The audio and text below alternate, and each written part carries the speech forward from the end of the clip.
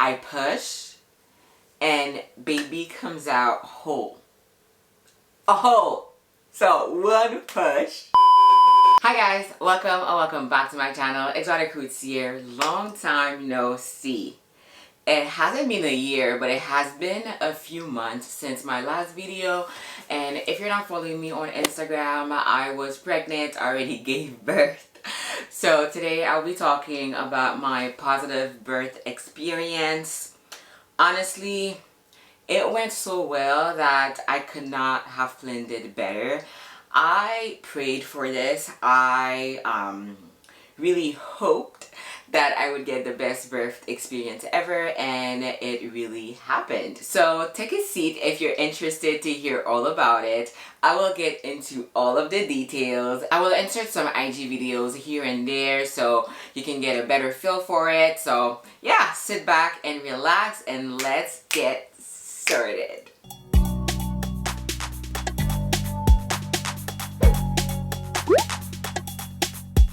Okay, so first things first, we found out that we were pregnant in January, like last day of January. Pregnancy went super well. I spent the whole year basically pregnant until October, and everything was going great. Now, fast forward, I was due on October 9th. I was due on October 9th, and my husband's birthday is on October 10th. I worked until my 39th week. I had an event that I was organizing at work, and it was like almost to my due date. I think the event was October 2nd and my due date was October 9th. So the event was literally my last day of work and everything went well. I really wanted to be present at the event because I've been planning it for 6 months, and I was like, I need to see I need to see everything. I need to see how it went, the people that attended, etc. So I didn't want to start anything to induce labor before I finished work. So my last day was October 2nd. It was a Monday, and my parents also came that day also to stay with us so they can help out when baby comes. So from that week on, I wasn't really doing much. I was drinking the raspberry leaf tea, and I was going for walks. The weather was still nice, so I was going for walks. I was drinking the raspberry leaf tea like once or twice a day, and when I would drink it, I would get really mild period cramps. And the raspberry leaf tea, it's literally like a protein powder for your uterus. So whenever you're going to be having contractions, they are going to be more effective. Like, I checked with my midwife, and she said, yeah, go for it. She suggested dates as well, but I don't really like dates. So I didn't really plan on buying a big bag and forcing myself to eat it. So yeah, that week went on. No signs of labor. As I said, it was my husband's birthday on October 10th. So we're like, let's do a final date night. So we went out, no signs of labor at all. Besides the very mild period cramps that I would get whenever I would drink the raspberry leaf tea. October 9th, I didn't have any appointment on October 9th. And I had an appointment on October 10th, and she said she would offer me a membrane sweep. So typically the membrane sweep would kickstart labor. Well, it will help kickstart labor if you're already dilated. So I go in, she can't even do that because I'm 0 centimeter dilated. She says that my cervix is soft, but 0 centimeter dilated, she can't do anything. So she's like, yeah, don't be discouraged. Sometimes it happens in like a day or two. And she also suggested that I go to, just for fun, to go to a creamery. It's called Stella Luna. So apparently they have like an ice cream that puts women in labor. So I had my appointment on Tuesday. I went on a Wednesday to get the ice cream. I got my nails done. Like the lady was like, is baby not coming? I'm like, well, next time you see me, he's probably gonna be there, but right now he's still in my belly. So then we go for ice cream, It was a very chocolatey flavor, and it had cinnamon and also hot peppers. So it was alright. It's not like I would go and be like, oh, this is very delicious, I miss it, but it was alright. So then, and you also get it for free if you go to Sola Luna. You can just ask for the special ice cream to put you in labor. Like if they see that you're pregnant, they're gonna give it to you for free. And while I was there, I saw another lady doing the exact same thing. So I guess it's very popular. There was an article written about it, etc. So it's what? It's Wednesday. No signs of labor. On Thursday, nothing at all. Nothing at all. And then on Friday, so Friday, I noticed that my belly, like let's say it used to be like so high, like this high, and then it lowered a little bit. So then I'm telling my mom, I'm like, I feel like my belly dropped a little bit. And she's like, oh, I didn't want to tell you, but I feel like, you know, it's lower. That's actually a sign that baby's coming. You will feel like, you know, they're engaging down, right? So then the day goes by normally. Usually I would take a nap midday, and I did not take a nap that day. And we went for a walk, my husband and I was just saying like, oh, honestly, I feel like, you know, it might be our last walk together, like without a baby. I try to do the curb walking here and there, but I also do feel a little bit of pressure down there. But honestly, I'm not paying any mind to it. But I also have to mention that, let's say like a week prior, like on October 2nd, I was telling my husband, honestly, I don't think he's gonna come on October 9th. I feel like he's gonna come on October 14th. Just like that. One thing that I forgot to mention is that I was going to get induced on the following Monday. So now we're on the Friday, the previous Friday, and then I was supposed to be induced on the Monday. So, you know, we're doing all the things and hoping that baby comes before Monday, because getting induced is fine, but I've heard that the contractions are a little bit more challenging when you're being induced, and it might result in a C-section. And although I was prepared for everything, I was like, I get a cool birth, easy birth, yes, thank you, but I also get a C-section. I'm fine with it as well. I just want a healthy baby. I come back home after the walk. My husband had to do some schoolwork, and then he's like, okay, fine. And then I started feeling some kind of pain. The thing is, they tell you about contractions. They tell you that it feels like period cramps, but you don't really know 1000% what it feels like. So I'm feeling some kind of pain. So I text my husband, but it's not really it's not really like a period pain. I really feel it in my back, as if somebody was just hitting my back like this. And you can't just touch your back and then it's gonna go away. It's like inside. There's no way to reach it. So I text my husband and I'm like, I may or may not be having contractions. So he's like, oh, do I have an hour? I'm like, yeah. So I start tracking the contractions, because during your like last visit at your doctor or midwife, they will really talk to you about, you know, labor, what to do, when to go to the hospital, etc. So I start tracking the contractions, well, the pain, because I wasn't really sure if they were contractions. So I start texting my friends that, you know, recently went into labor, recently had a baby. So I'm like, okay, what does it feel like? Because I'm feeling some kind of pain, but I'm not sure it is what it is. But it was the most intense pain that I felt during the whole pregnancy. So I'm like, it must be it. So I was texting my friend, and she's like, you're really gonna know. You're really gonna know. You're probably not gonna be able to walk. You're really gonna know when it's the contractions. So I start tracking them. They're like 20 minutes apart. I'm watching a movie, and then they get a little bit more intense every time. So I'm like, okay, let me go take a shower, start getting ready for bed, finish packing my hospital bag, finish everything, like the snacks and everything, and then put them, you know, almost ready to go, because it might be happening. So all of this is happening around like 8-9 p.m. So I take my shower, and then I try to go to bed. Now when I tried going to bed, the contractions were pretty consistent. And when I'm comparing this pain to the pain that I felt like hours later, this was just like an appetizer.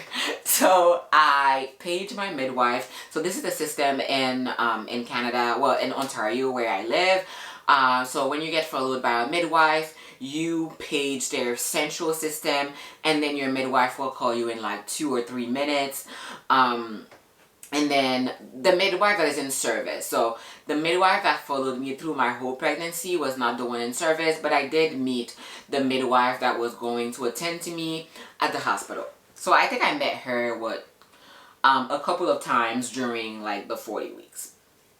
So then I call her and she's like, yeah, you can come to the hospital, but the way that you're describing the contractions to me, it's not, you're not in active labor. And another thing that is very important to know is that you need to be in active labor before you go to the hospital, because if you're not in active labor and then you go to the hospital, you're going to get sent back because they can't keep you if, you're not almost ready to give birth. All right, so we're like, okay, let's go to the hospital.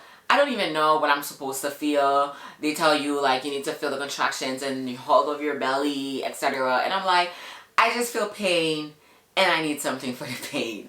And one other thing as well is like, you don't know how much pain you can endure. Because let's say for me, I never had a broken bone. I never really, experienced like physical pain to know like, okay, on a scale of 0 to 10, how much it hurts. It just hurts. So then we go to the hospital. It's 40 minutes away, and you'll also see a difference in like the first time I go to the hospital and the second time. So the first time, I put my clothes on, I'm filming just, so I could get, timestamp and memories. So we go to the hospital, she checks me, I'm like 1 centimeter dilated and my cervix is still long. So it's not fully dilated yet, it's still long. So she's like, yeah, I'm gonna send you back because, you're not dilated enough. And then she's like, she can give me something for the pain, and then that will put me to sleep. And then hopefully, when I wake up, I'm in better spirits, to deal with the pain. So then she gives me like 2 shots, 1 in each leg, and they did hurt like a bee.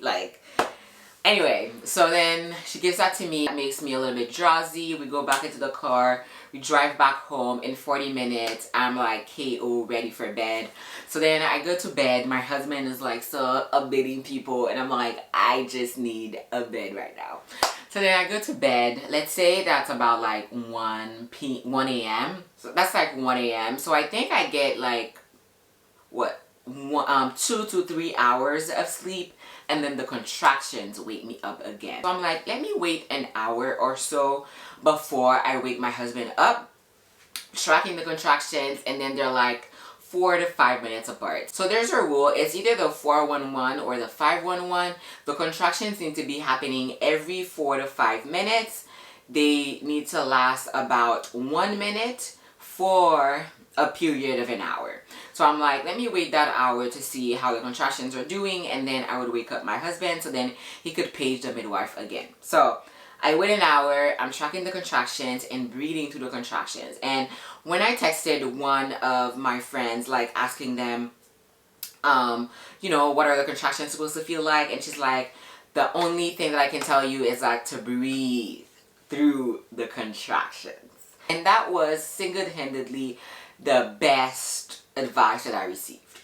So then, okay, I'm following the contractions. They're about 4 to 5 minutes apart. My husband pages the midwife, and then she's like, oh, you're feeling the contractions and like up there. And I'm like, no, I feel them in my back and they're pretty hard. So then she's like, yeah, I would suggest that you stay home a little bit more. You can go into the bath. That would make it a little bit easier, to deal with. And I think during that time also, I was afraid of going back to the hospital, driving 40 minutes and getting sent back home. But the contractions, at that time, they were up here. So then my husband put some water into the bath, and then, so I go in there. But before going in there, I noticed that I lost my mucus plug.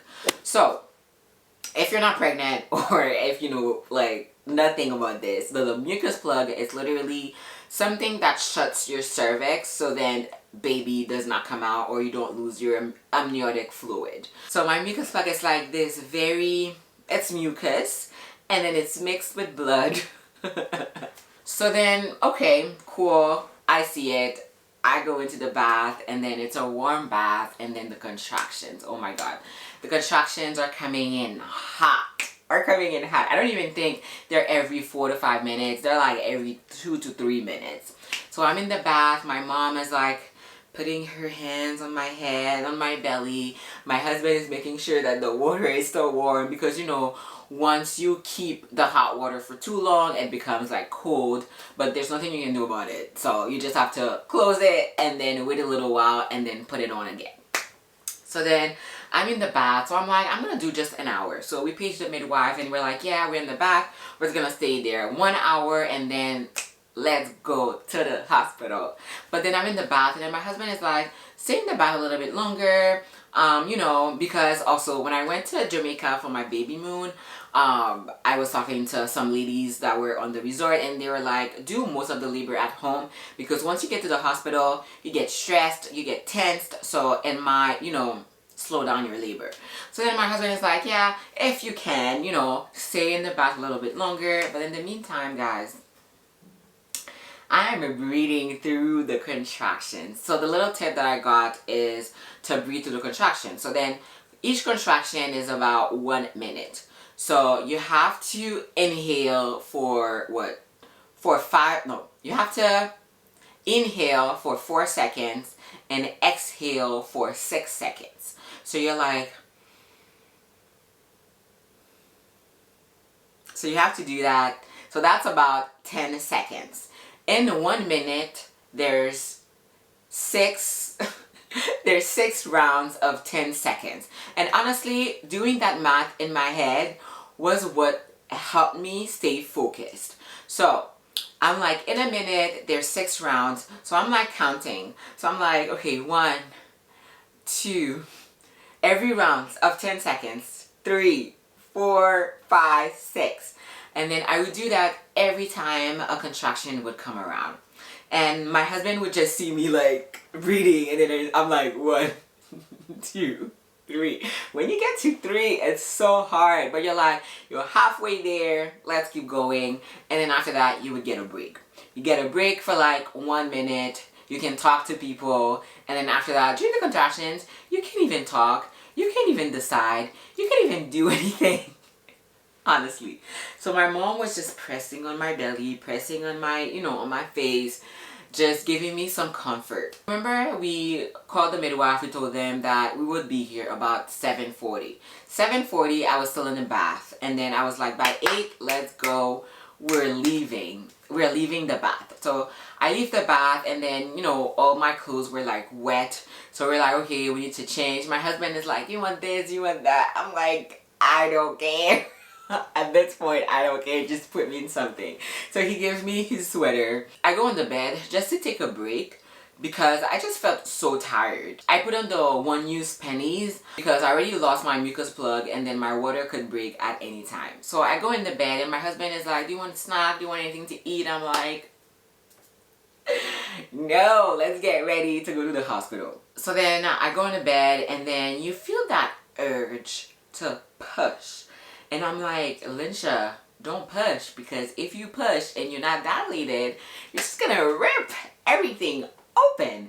So then I feel that urge to push and then I do it, you know, just a small push and then my water breaks. My water breaks on the bed, on the floor, and I call my husband and I'm like, let's go to the hospital. And my mom is like, let me just put on something, I'll go to the hospital with you guys. My husband is ready, the bags are already in the car, let's go to the hospital. But during that time, guys, I'm in so much pain.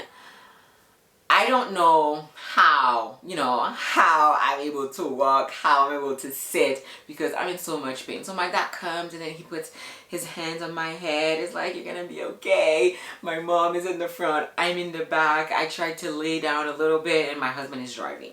My husband is driving. We leave about 40 minutes from the hospital, and every 5 minutes I'm like, are we there yet? What's going on? Are we there yet? So then we get to the hospital, we have to re-register. Meanwhile, I'm in like active labor. I feel like baby's gonna come anytime. While I'm in the car, I really feel the urge to push, but I'm trying to hold myself back not to push, because first of all, I don't want to have this baby in the car. Second of all, I don't know how dilated I am. I felt like, I thought that I was like, what, 4 centimeters dilated, because usually for your first baby, it takes about, you know, once you're in active labor, it takes about 12 hours to be fully dilated. So in my mind, I'm not fully dilated, and I need, you know, I need some drugs to deal with those contractions because they were so intense. So I'm in the car, I'm trying to hold myself back. We finally get to the hospital. My husband is like, oh, do you want a wheelchair? I'm like, no, I can walk. But as I'm walking to the emergency, I literally feel like baby's head is between my legs and it's about to come out. It's about to come out. So I stay up a little bit and I'm like, I feel like he's here. I feel like he's gonna come. And my mom is like, okay, then sit on the wheelchair. So I sit on the wheelchair and I literally feel like I'm sitting on his head. So then we register again. Then we go to the triage room, because at the hospital, you know, there's a room that, you know, you stay there until you're in like full labor, ready to push, and then you go to this bigger room, you know, fancy room when you're gonna get ready to push. So then we go to that room. We're waiting for my midwife, because I had told my midwife that I was coming at 7:40. I didn't make it for 7:40. I think we probably arrived at like 9:40. So she was sleeping because she was, you know, doing the night shift. She was sleeping. So she took, what, maybe 10 minutes to get there. But 10 minutes I felt like 2 hours, because I'm having the contractions and I'm reading really loud. And then my husband's like, what's going on? Where's the midwife? And she's like, they're like, she's coming, she's coming. My midwife finally comes. And I think in her head as well, she thought that I was, what, 4-6 centimeters at max dilated. So then she comes and then she checks me, and then she's like, whoa, that's really good. The baby's head is here. And then my husband just like looks, just, you know, out of curiosity, and he's like, I can see the head. And I'm like, and then the midwife is like, okay, we're gonna get ready to push. And I'm like, what do you mean? Like, so no epidural? Because the thing is, before my birth, I was looking at so many videos, and then they're like, the moment you get the epidural, like, your life changes for the better. You're not feeling the contractions as much. You just feel the pressure. So I'm like, no epidural? And she's like, nope, too late. I was like, but also I said, if, you know, the level of pain that I was having, that was the most pain that I was ever going to have, you know, I can handle it for, what, 5 more minutes. So then she's like, yeah, in your next contraction, I'm gonna have you push. So then next contraction comes, guys, and that was probably, what, the next 2 minutes. I push, and baby comes out whole. Oh, and honestly, I don't even feel like I pushed that hard. Baby was just ready to come out, and then he came out. I hear her cry. Did it, babe? No epidural. It's here. And my husband is like, it's here. Oh my God, it's here. So my voice is trembling. I'm hot. I'm cold. That's something that a lot of people, you know, talk about, is like, during, you know, your last couple of weeks, you're already thinking about how baby's gonna look like, you know, if you really can do this. It's like, you can't back out of it, because it's literally go time.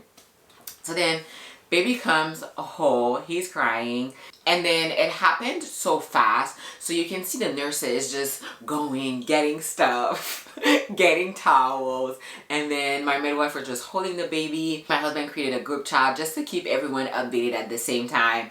He texts at what, 9:50 something. He's like, I can see the head, and then 10:03, baby's here. Like literally, you probably won't even have the time to read the messages, and then baby's here. So it happened so fast, and then they put baby on you for a little while, and then after that, you know, they do the cord clamping. They actually asked my husband if he wanted to do it. He did it, because before he was like, no, I don't want to do it, but then when the time came, he did it, so that was amazing. My mom was actually here, so she witnessed everything. So then after about a couple of minutes, I don't remember how many minutes after, you have to push out the placenta, and this didn't really hurt. I know from some videos they say, like, you know, it's like giving birth, you know, it hurts. For me, not really. I think it's because the baby was just so ready to come out, and everything was just done naturally. And you know, joke's on me, because before giving birth, I was like, why would I decide to give birth at home when, you know, there are so many drugs that are available to me when you're at the hospital? And, you know, little did I know, I went to the hospital. I didn't even have the chance to change into a robe. I gave birth with my husband's sweater. No time for IVs, nothing. Literally, I could have had this baby at home. I could have had this baby in the car for all I know. And then, so yeah, so they put the baby on you. And then from the get-go, they tried breastfeeding. And honestly, this is another video on its own, because for me, breastfeeding was so painful. Almost as painful as labor in the beginning. And a lot of moms will tell you, like, you need to go through this. It's like a pain that you need to go through, and then it will get better. Well, almost 1 month after me giving birth, and breastfeeding is still a challenge, but I'm determined to, you know, to be better at it, and for my baby to get the most out. And for my baby to get the most out of it. So to wrap up the video, they put the baby on you, and after that they put the baby on dad while they clean you up, because as I said, I still had my husband's sweater. I had socks, and they were like all bloody. They're like, what do you want to do with the socks? I'm like, throw them away. I don't want to see them, because it's mixed with water, blood, a lot of things. And I was like, I don't want them. No thank you. No thank you. Then after that, you go and then you get cleaned up, and they have to sew you back up if you tear. I had a secondary tear, so they had to, you know, do something down there. And that pain, and even if they gave me some anesthesia, it was still pretty painful. I had to breathe through it. And after that, you're pretty fine. They can give you like Tylenol or Advil. I think it was Tylenol. I don't remember which one actually. So they can give you some of that for the pain, and then after that you're pretty good. You're pretty tired. Baby's tired. Baby's sleeping. So it's like the few hours that you have to yourself to sleep. But I was calling everyone, giving them the updates, like telling them about the birth story, how it went down, because honestly it was so quick. I mean, it wasn't quick because I started feeling the contractions maybe at 9 on Friday, at 9 p.m. on Friday, and then I gave birth at 10 a.m. on Saturday. So then we stayed at the hospital for the first night. We really wanted that because the next day we wanted to have him circumcised, because that's the quickest it's going to heal. So then we had them circumcised the very next day, and after that we were discharged to go home. And the first nights were interesting, but honestly guys, that's gonna be another video because this video is going to be way too long. Thank you so much for watching. I hope you really enjoyed the video. Again, I will try my best to insert some IG stories, you know, here and there, and I'll see you guys next time. I will film a video for the journey, like the whole 9 months, and then it may be like the first couple of weeks postpartum, because pregnancy was like appetizers. compared to what's to come next. Anyway, thank you guys so much for watching, and I'll see you guys next time. Bye, guys.